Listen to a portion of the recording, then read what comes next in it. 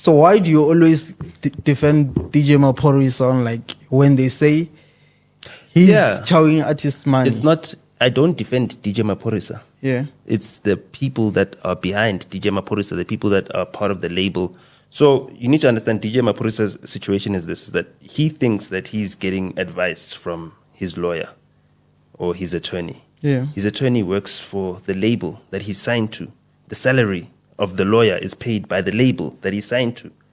So it's the same system that has been happening with black people since the feudal days, since colonialism. Well, they'll find the black Nduna and then they'll use him to enslave everybody else.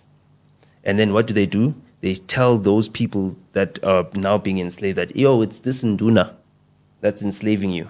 So he's the Nduna.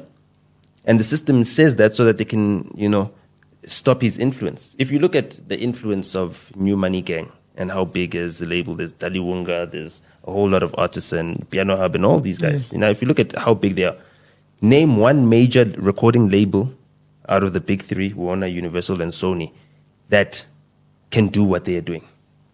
None of them. Name one major label recording MD, CEO that has ever gone a lokshin to sit down with the artists or whatever.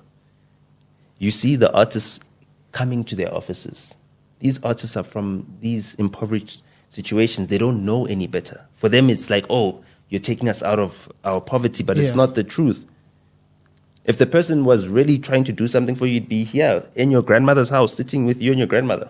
And I've said this before, and I said, listen, I will speak to an artist, I will go to their grandmother's house and they'll sign with a white person. It's just who we've been trained to be. You know what I mean? And it's also because we are taught to mistrust other black people.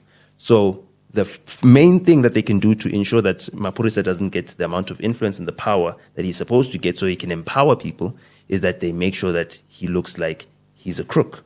And then when Mellow and Sleazy come to Maphorisa's house and everything else, Mellow and Sleazy then end up signing with the lawyer that's supposed to be representing Maphorisa, who works for the major label, on another deal that gives 50% of their intellectual property to the label. And it's like, but they came to Maphorisa. He's the one that's supposed to be grooming them and putting them into the game. Why would they give their intellectual property to this corporation? It's because the lawyer that's advising them is like, yo, Maphorisa's a crook. He's going to chow you. At the same time, he's representing Maphorisa. You understand? And that's the narrative that is being spread everywhere.